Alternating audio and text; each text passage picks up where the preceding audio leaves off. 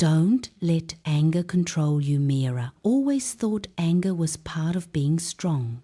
At 28, she managed a lot career, family expectations, friendships that required effort she barely had time for. She was dependable, responsible, and constantly tired. When things went wrong, anger came easily. It felt justified, even necessary. People called her straightforward. She knew what they really meant. Anger didn't explode in Meera's life.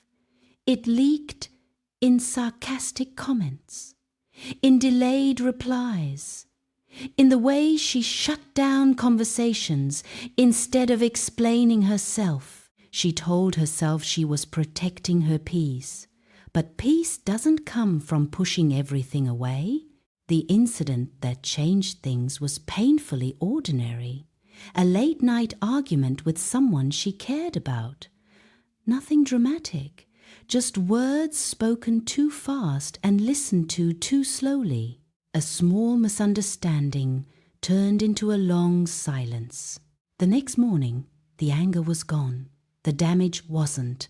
Meera stared at her phone, reading messages she wished she could rewrite. Anger had made her feel right in the moment but wrong afterward. That was the pattern. Anger arrived quickly. Regret stayed longer. She began noticing how often anger showed up. When plans changed suddenly, when people disappointed her, when she felt unappreciated, when she felt unheard. Anger became her language for pain. But pain, when not understood, turns into isolation. One weekend, while visiting her parents, Meera overheard her mother say something casually.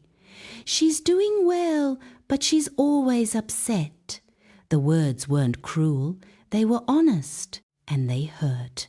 Not because they were wrong, but because Meera hadn't realized how visible her anger had become. That night, she sat alone and asked herself a question she had been avoiding. What am I really angry about?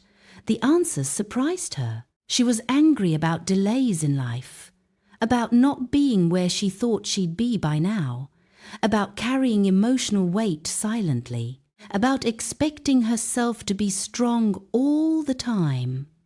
Anger wasn't the enemy. Unexpressed emotions were. Meera didn't decide to stop being angry. Instead, she decided to understand it. When irritation surfaced, she paused. When frustration rose, she named it. The real test came weeks later.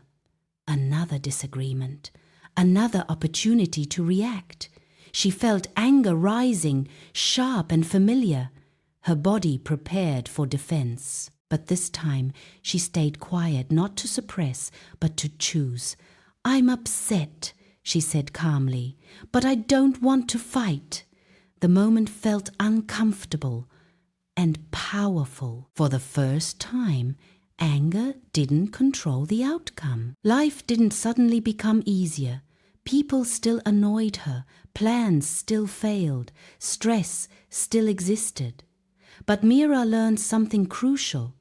Anger demands immediate action. Wisdom asks for patience, and patience is not weakness. One evening, while walking alone after work, Meera reflected on how much energy anger had taken from her, how many nights it had ruined, how many connections it had strained. She realized something quietly profound. Anger was never solving her problems. It was only reacting to them. Anger isn't a flaw. It's a signal.